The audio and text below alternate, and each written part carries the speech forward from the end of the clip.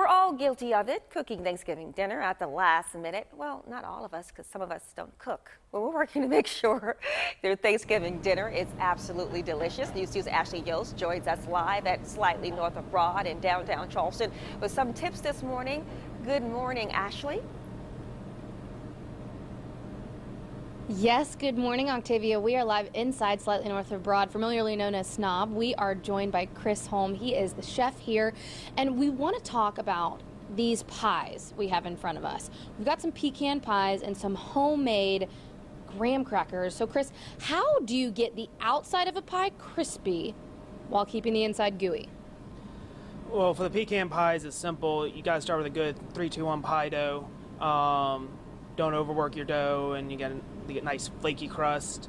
And then you get your pecan goo in there and bake it about 350 degrees, and wait till you got nice golden brown rims and your edges. And if it starts to get too brown, you can always do the tinfoil trick, put a little tinfoil over the rim of the crust so that it doesn't get too dark.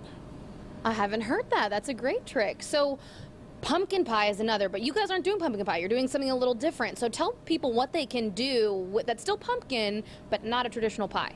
So we want to go a little away from the norm. Everyone's had pumpkin pie a million times, but we went with a pumpkin bread pudding.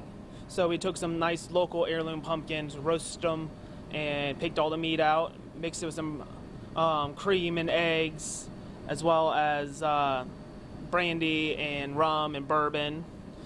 Make it real boozy. People like bourbon. Bourbon. What does that do? It adds a good boozy flavor. We're in the South. Everything has to have bourbon in it, doesn't it? Absolutely. So I know we already talked about the turkey, but we got to go back to it because it's all about the turkey.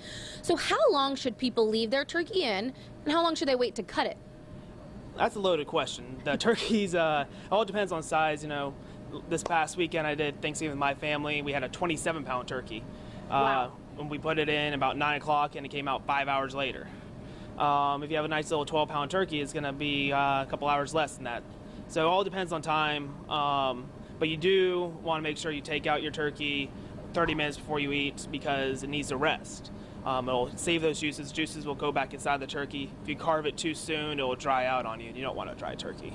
Well, we definitely don't do that in my family, so you heard it from him. Take the turkey out 30 minutes early so those juices stay in it. That's how you get it juicy.